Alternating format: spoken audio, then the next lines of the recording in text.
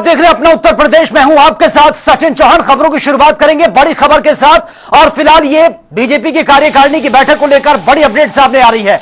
लखनऊ में बीजेपी की अहम बैठक होनी है। यूपी बीजेपी कार्यकारिणी की बैठक, जेपी नड्डा की अगुवाई में यह बैठक होगी। मुख्यमंत्री योगी आदित्यनाथ इस बैठक में मौजूद रहेंगे और दोनों डिप्टी सीएम वो भी इस बैठक में मौजूद रहेंगे। तो फिलहाल ये बड़ी खबर सामने आ रही है। उपचुनाव समेत कई मुद्दों पर विस्तार से चर्चा इस बैठक में होनी है और फिलहाल ये बैठक अब से कुछ ही देर बाद शुरू होगी। तमाम ऐसे मुद्दे जिसको लेकर इस बैठक में विचार विमर्श मंथन किया जाएगा।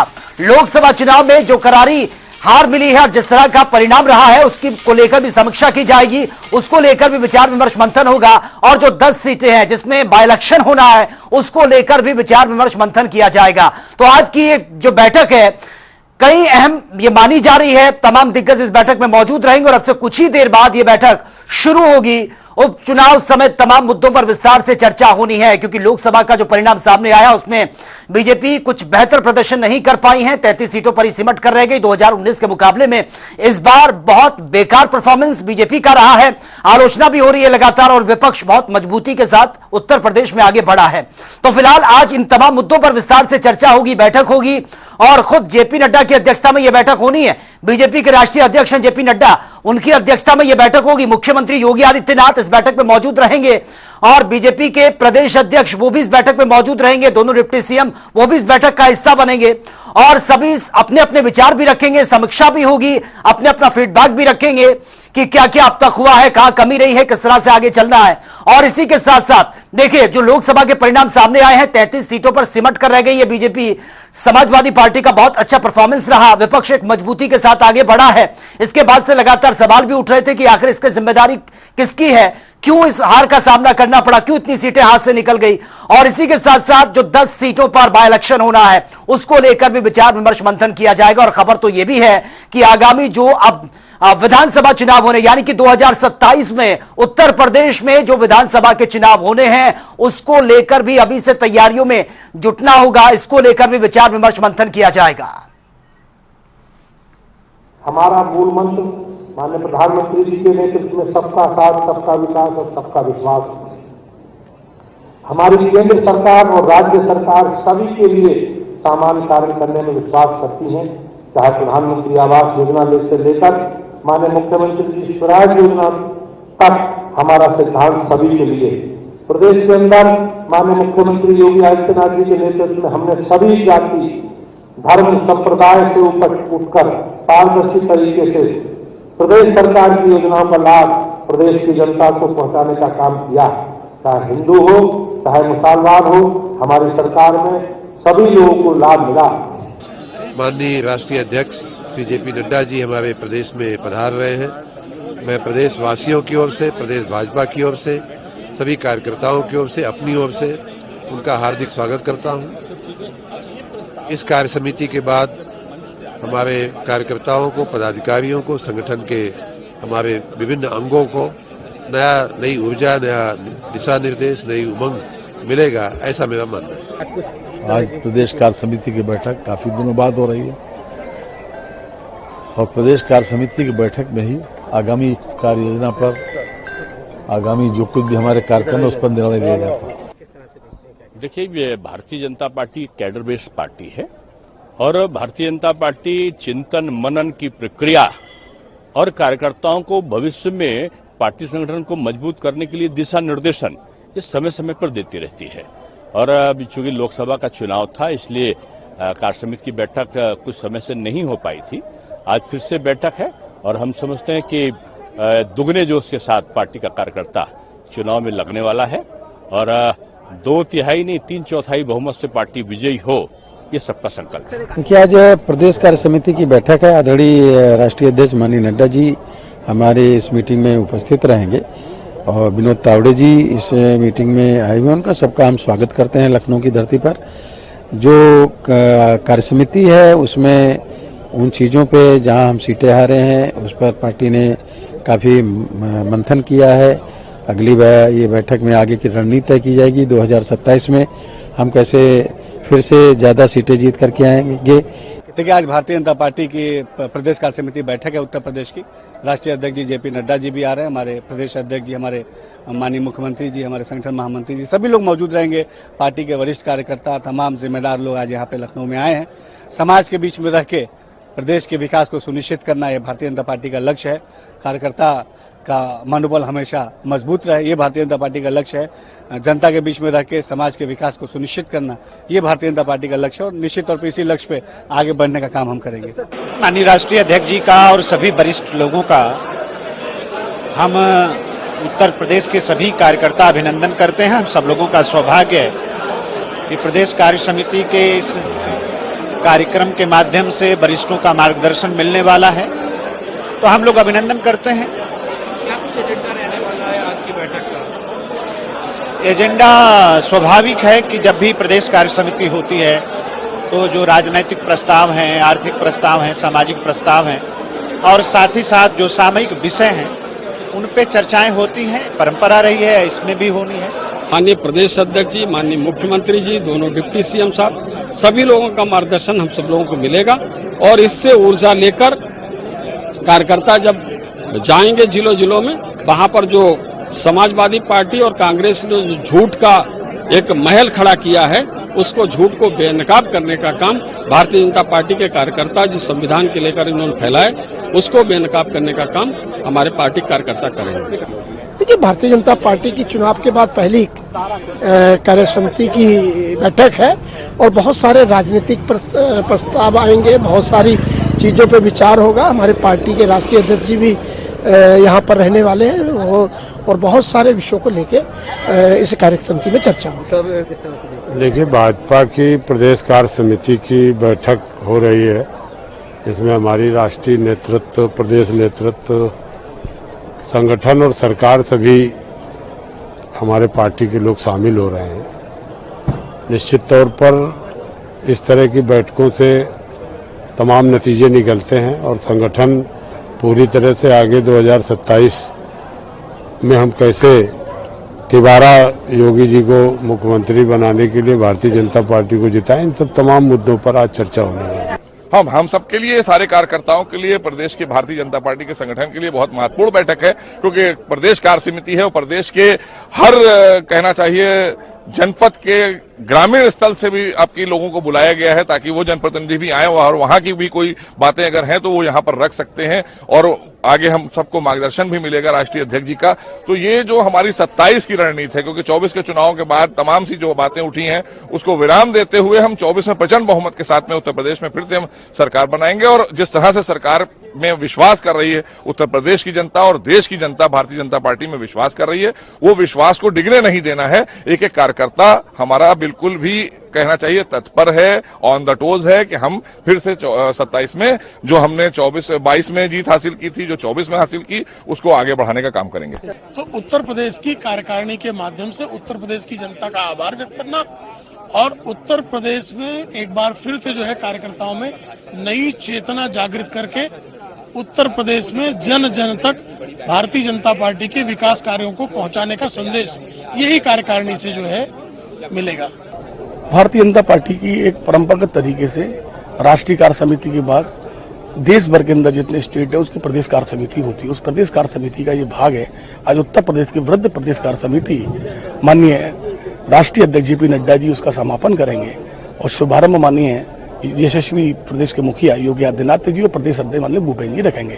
और संगठन का विस्तार, संगठन की कार्य योजना, वो पूरा विस्तार माननीय प्रदेश महामंत्री सिंह धर्मपाल जी रखने वाले हैं इसमें। तो देखिए, ये तमाम प्रतिक्रियाएं आपने सुनी हैं। आज जो बैठक होनी है, बड़ी बैठक ये होगी आज बीजेपी की कार्यकारिणी की बैठक। लेकिन सबसे बड़ा सवाल यही है कि जो लोकसभा का परिणाम सामने आया और जो तमाम सीटें बीजेपी के हाथ से निकली हैं, क्योंकि 2019 में 62 सीटों के आसपास ये था और अब 2024 में जो लोकसभा का चुनाव हुआ उसमें 33 सीटें ही बीजेपी के हाथ लगी हैं। समाजवादी पार्टी एक मजबूत पार्टी के रूप में उभरी है, विपक्ष बहुत ज्यादा मजबूत हुआ है। उत्तर प्रदेश की अगर बात करें तो कहां कमी रही है, इसका जिम्मेदार कौन है, क्यों ये ऐसे हालात बने? क्योंकि इससे पहले अगर हम बात करें उत्तर प्रदेश की, मुख्यमंत्री योगी आदित्यनाथ का एक अपना में जो नाम है वही काफी था, बुलडोजर बाबा के नाम से वो जाना जाते थे, और जिस तरह से बड़ा एक्शन लिया गया और बड़ी कार्रवाई हुई है, उसके बाद से एक उम्मीद जगी थी कि आने वाले वक्त में जो वोटिंग परसेंटेज है वो भी बढ़ेगा और इसका फायदा भी मिलेगा, लेकिन ऐसा नहीं हुआ। और ज्यादा जानकारी के साथ संवाददाता तौकीर किदवई इस वक्त फोन लाइन पर हमारे साथ बने हुए हैं। तौकीर, आज जो बैठक होनी है, बड़ी बैठक, बीजेपी की कार्यकारिणी की बैठक, या फिर यह कहें कि इस बैठक में विचार विमर्श मंथन होगा, रोडमैप तैयार होगा, और न सिर्फ लोकसभा चुनाव के परिणाम की समीक्षा बल्कि जो 10 सीटों पर उपचुनाव होना है और इसके बाद 2027 वो सबसे बड़ा टारगेट है। देखिए, बिल्कुल है, जो जिस तरह से भी कल रिजल्ट आया है 13 चुनाव का विधानसभा सीटों पर, उसके बाद कहीं ना कहीं उत्तर प्रदेश में जिम्मेदारी और बढ़ गई है भाजपा के लिए। अब दोहरी चुनौती ये भी है क्योंकि लोकसभा चुनाव में जिस तरह से उत्तर प्रदेश में हार मिली, उसके बाद जो उपचुनाव हुए दूसरे राज्यों में, वहां पर भी सिर्फ 2 सीटों पर भाजपा जीती। कहीं ना कहीं अब उत्तर प्रदेश में कड़ा मुकाबला देखने को मिलेगा। और दूसरी बात, एक बड़ा चुनाव भी भारतीय जनता पार्टी को जीतना होगा, जिससे एक पार्टी में जो बूम की जो एक आवश्यकता है, यानी कि जो उसको एक जोश की आवश्यकता है, जो कार्यकर्ताओं में जो एक उत्साह की आवश्यकता है, वो बढ़ेगा। फिलहाल जो बैठक हुई है आज, उसमें कई बड़े चेहरे भी शामिल थे। जेपी नड्डा अभी शामिल होंगे, उसके अलावा जो भूपेंद्र चौधरी जो प्रदेश अध्यक्ष हैं, इसके अलावा स्मृति ईरानी जो चुनाव हार गई अमेठी से, वो भी शामिल थी। दिनेश शर्मा राज्यसभा सांसद है, मतलब यानी कि उत्तर प्रदेश के जो बड़े चेहरे हैं वो सभी इस बैठक में शामिल है। और सबसे बड़ी बात यह है कि जो चर्चा का जो अभी तक जो मोटिव निकल के आ रहा है, बताया जा रहा है कि राजनीति को कैसे आगे तेज करना है, हिंदुत्व के मुद्दों को कैसे तेज करना है, राहुल गांधी पे कैसे हमला करना है, समाजवादी पार्टी को कहां घेरना है, कई मुद्दों पर चर्चा हुई है। लेकिन सबसे बड़ा जो सवाल है, जिस तरह से 2 वीडियो सामने आए हैं, जिसमें एक जौनपुर के जो विधायक हैं राकेश मिश्रा, उनका एक वीडियो सामने आया, उसमें वो आरोप लगा रहे हैं कि उत्तर प्रदेश की जो संगठन है, जो सत्ता है, उसमें बड़े बदलाव की जरूरत है। और उन्होंने केंद्र से मांग की है कि वो केंद्र इसमें इंटरफेयर करे और कहीं ना कहीं बड़े बदलाव करके उत्तर प्रदेश की राजनीति को संभाल ले। इसके अलावा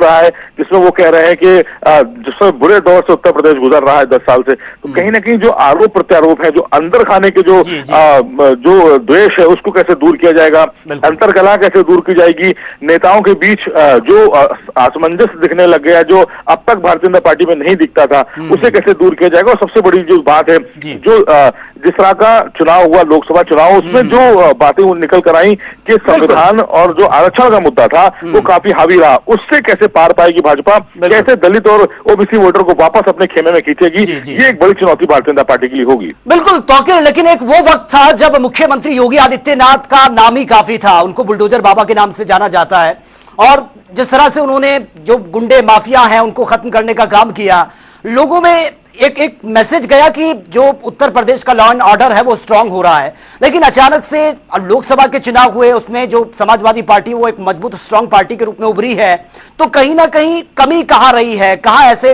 वीक पॉइंट रह गए जिस पर ये वर्क नहीं कर पाई बीजेपी, और जिस वजह से हार का सामना करना पड़ा, और सारा का सारा ठीकरा अब ये योगी सरकार पर फूट रहा है कि मैनेज नहीं कर पाए, या फिर बहुत ज्यादा इस तरीके की शब्दावली नेताओं की थी जिस वजह से हार का सामना करना पड़ा। देखिए, भारतीय जनता पार्टी के कुछ नेताओं ने बड़बोलापन भी दिखाया था चुनाव से पहले। लोकसभा चुनाव में खासकर उन्होंने कहा कि हम 400 पार कर जाएंगे तो संविधान में बदलाव कर देंगे। ऐसे बहुत सारे नेता थे भारतीय जनता पार्टी के, जो बड़े नेता थे, उनकी तरफ से इस तरह के बयान दिए गए। कहीं ना कहीं वो दलित और ओबीसी जो वर्ग है उसमें घर कर गया, उनको लगा कि इस तरह से सरकार बड़े बदलाव कर सकती है, उनके हितों का हनन हो सकता है। और विपक्ष भी इसमें कामयाब हुआ इस बात को बताने में कि ये 400 पार का नारा दिया ही इसलिए गया है ताकि वो 400 पार करने के बाद संविधान में बदलाव करेंगे और कहीं ना कहीं दलितों का जो हनन है, जो उनके आरक्षण है, उस पर हमला होगा। फिलहाल यही मुद्दे रहे जिसमें चुनाव में बड़ी हार का सामना करना पड़ा। फिलहाल अगर बात की जाए आने वाली 10 विधानसभा सीटों पर, उसके समीकरण भी कुछ इस तरह से बन रहे हैं, क्योंकि अखिलेश यादव ने साफ किया है कि जिस तरह से चुनाव अभी लोकसभा का लड़ा गया, जिस फॉर्मेट में लड़ा गया, यानी कि एसटी और ओबीसी की जो सीट शेयरिंग है उसी को ही दोबारा टिकट मिलने जा रहे हैं। बड़ी चुनौती भारतीय जनता पार्टी के लिए एक बार फिर सामने होगी। लेकिन जिस तरह की बयानबाजी रही है और जिस तरह की बयानबाजी हो रही है हाल फिलहाल चुनाव के बाद भी, वो भी कहीं ना कहीं बड़ी चुनौती है अपने नेताओं से पार पाने की, क्योंकि उस तरह के नेता मान नहीं रहे, वो लगातार बयानबाजी कर रहे हैं। आज जो बैठक होनी है उस बैठक में भी कहीं ना कहीं जो इन नेताओं के ऊपर कैसे लगाम कसी जाए, उनको कैसे रोका जाए इस तरह की बयानबाजी से, ये भी एक बड़ी चुनौती है। और दूसरी बात यह है कि 2027 में जो चुनाव होना है विधानसभा का, उसको लेकर भी राकेश मिश्रा ने कहा कि सरकार नहीं बनेगी।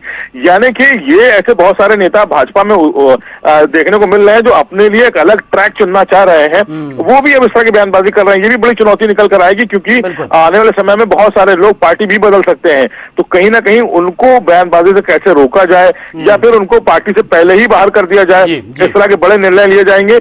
लेकिन जो बुलडोजर की बात की गई, तो बुलडोजर में कहीं ना कहीं ऐसे बहुत जगह अधिकारियों की ये कह सकते हैं कि उनकी गलती सामने है, जो अधिकारियों ने बड़े फैसले लिए हैं सिर्फ बुलडोजर चलाने के पीछे। कई ऐसी बस्तियां हैं जो उजाड़ दी गई हैं, कई ऐसे जल्दबाजी में, चाहे कानपुर की घटना ही ले लीजिए, वहां पर एक झोपड़ी में माँ और बेटी की मौत हो गई थी, जल्दबाजी में बुलडोजर से चलाया गया, आग की लपटों में वो दोनों की जान चली गई। लोगों की नाराजगी समय समय पर खुलकर सामने भी आई है। अयोध्या का ही हाल आप देख लीजिए, अयोध्या में हार का सामना करना पड़ा। देखिए, अयोध्या का भी वही मसला रहा, जहां पर जो अब अयोध्या को क्लीन करना था, यानी कि जब रोड चौड़ी करनी थी, तो बड़े पैमाने पर वहां पे घर, दुकानें और बस्तियों को तोड़ा गया, लेकिन उनको प्रॉपर मोटिवेट नहीं किया, उनको अपने साथ नहीं जोड़ा गया वहां के लोगों को, सिर्फ उनके घरों को उजाड़ दिया गया, मुआवजे में गड़बड़ी की गई, इसके अलावा लेट लतीफी की गई। तो ये कहीं ना कहीं रोष का कारण भी बना। अगर वही अधिकारी समय रहते उनको अपने साथ जोड़ लेते, जिनके भी मकान ले रहे थे, जिनकी जमीनें ली जा रही थी, उनको प्रॉपर मुआवजा समय पर पहुंच जाता, उनको अपने साथ संतुष्ट करने के काम करते कि नहीं, कहीं से भी आपके साथ आपके हितों का हनन नहीं होगा, आपकी चीजों का हनन नहीं होगा, और पूरी तरह से अधिकारी आपके साथ खड़े हैं। कहीं ना कहीं देखिए, भारतीय जनता पार्टी के जितने भी नेता आरोप प्रत्यारोप लगा रहे हैं भारतीय जनता पार्टी पर या फिर शासन प्रशासन पर, उनकी नाराजगी सिर्फ थाना स्तर, तहसील स्तर या अधिकारियों से है, यानी कि अधिकारी बेलगाम है। इसको लेकर भारतीय जनता पार्टी की उत्तर प्रदेश की सरकार थोड़ा सा जो ट्रैक से उतरी नजर आ रही है, और जो नेता है वो असंतुष्ट भी इसीलिए है क्योंकि अधिकारी से वो खुश नहीं है। आज भी एक नेता है जौनपुर के पूर्व विधायक, उन्होंने फेसबुक पर लिखा है कि अगर अपनी कार्यशैली नहीं बदलेंगे ये अधिकारी और ये पुलिस के जो वो कर्मचारी हैं, बिल्कुल तौकीर ये इस तरीके के बयान लगाकर सामने आ रहे हैं। और आज जो ये बैठक होनी है उसमें देखेंगे कि क्या क्या इंस्ट्रक्शंस आगे दिए जाएंगे और किस तरह से आगे स्ट्रैटेजी तैयार होती है। चलिए, बहुत बहुत शुक्रिया फिलहाल आपका इस तमाम जानकारी के लिए। चलिए, खबरों में आगे बढ़ते हैं। उत्तर प्रदेश में एक बार फिर से तबादला एक्सप्रेस ये चली है। यूपी के कई जिलों के आईएएस अधिकारियों के तबादले ये कर दिए गए हैं। तो चलिए ग्राफिक्स के जरिए समझने की कोशिश करते हैं। ये ग्राफिक्स आपके तबादला हुआ है। निधि श्रीवास्तव जिलाधिकारी बदायूं वो बनाई गई हैं, बदायूं की जिम्मेदारी उनको दी गई है। मनोज कुमार सचिव यूपी शिक्षा सेवा चयन आयोग, ये रिस्पॉन्सिबिलिटी इनको दी गई है। आगे बात करते हैं। दिव्या मित्तल डीएम देवरिया बनाई गई हैं, देवरिया की रिस्पॉन्सिबिलिटी उनको दी गई है। और इसी के साथ अखंड प्रताप सिंह मुख्य कार्यपालक अधिकारी लखनऊ वो बने हैं। और साथ ही राज्य ग्रामीण सड़क विकास प्राधिकरण लखनऊ का कार्यभार भी उनको मिला है। और इसी के साथ चंद्र विजय सिंह अगला नाम, जिनको बड़ी जिम्मेदारी मिली है, अयोध्या के जिलाधिकारी उनको बनाया गया है।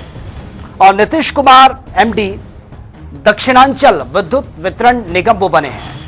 इसी के साथ बद्रीनाथ सिंह जिलाधिकारी उनको बनाया गया है, सोनभद्र की जिम्मेदारी उनको मिली है, सोनभद्र के जिलाधिकारी। और इंद्रमणि त्रिपाठी जिनको औरैया की जिम्मेदारी ये मिली है।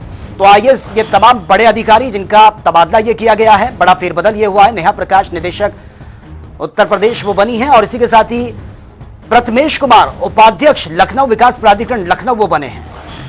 आगे बात कर लेते हैं। देवी शरण उपाध्याय को लेकर प्रतिशारत रखा गया है उनको। तो चलिए आगे बढ़ते हैं एक और बड़ी खबर के साथ। और यह बड़ी खबर सामने आ रही है, यूपी में 5 जिलों के डीएम बदले गए हैं। तो ग्राफिक्स के माध्यम से हमने आपको बताया कि बहुत बड़ा फेरबदल यह हुआ। इंद्रमणि त्रिपाठी डीएम औरैया बने हैं और चंद्र विजय सिंह डीएम अयोध्या उनको बनाया गया। बद्रीनाथ सिंह डीएम सोनभद्र वो बने हैं। दिव्या मित्तल, ये तमाम नाम और ये लिस्ट हम आपको दिखा रहे हैं। ग्राफिक्स के माध्यम से भी हमने आपको बताया था जिनको जिम्मेदारी मिली है।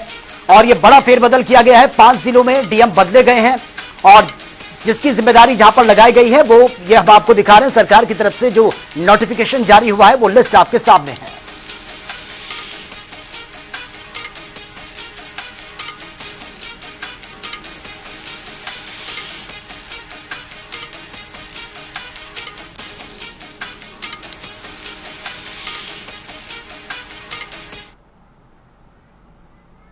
तो चलिए खबरों में आगे बढ़ते हैं, बात करते हैं तमाम खबरों की ताबड़तोड़ अंदाज में।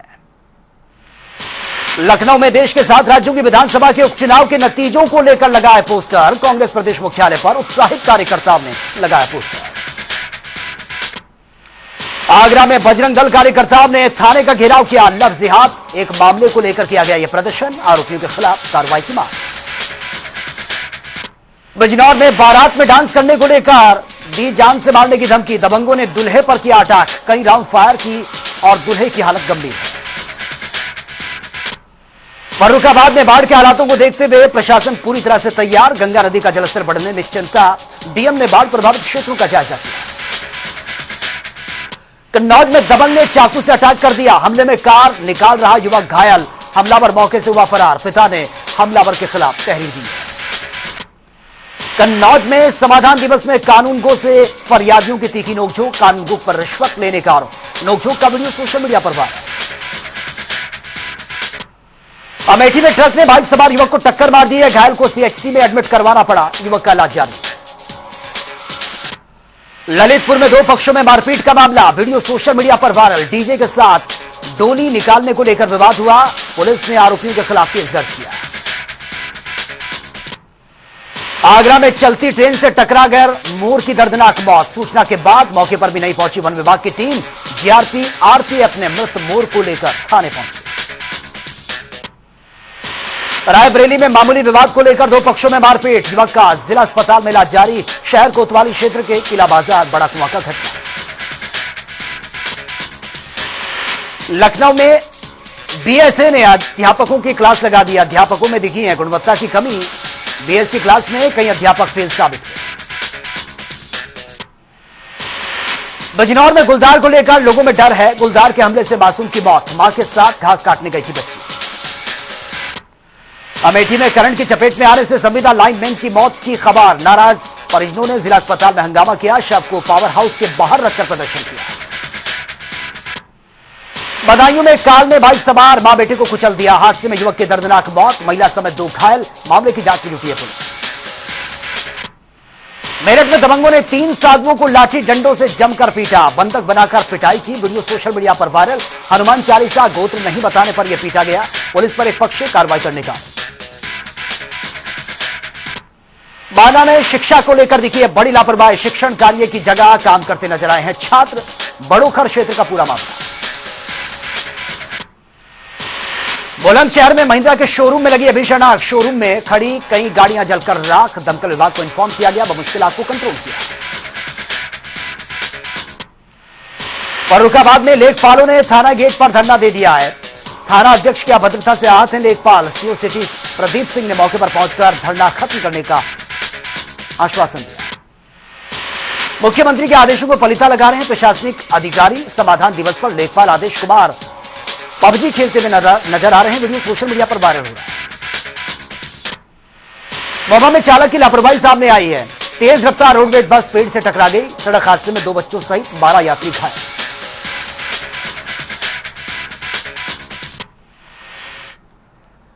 तो फिलहाल इस बुलेटिन में मेरे साथ इतना ही, लेकिन तमाम खबरों के लिए आप बने रहिए जनता टीवी के साथ। नमस्कार।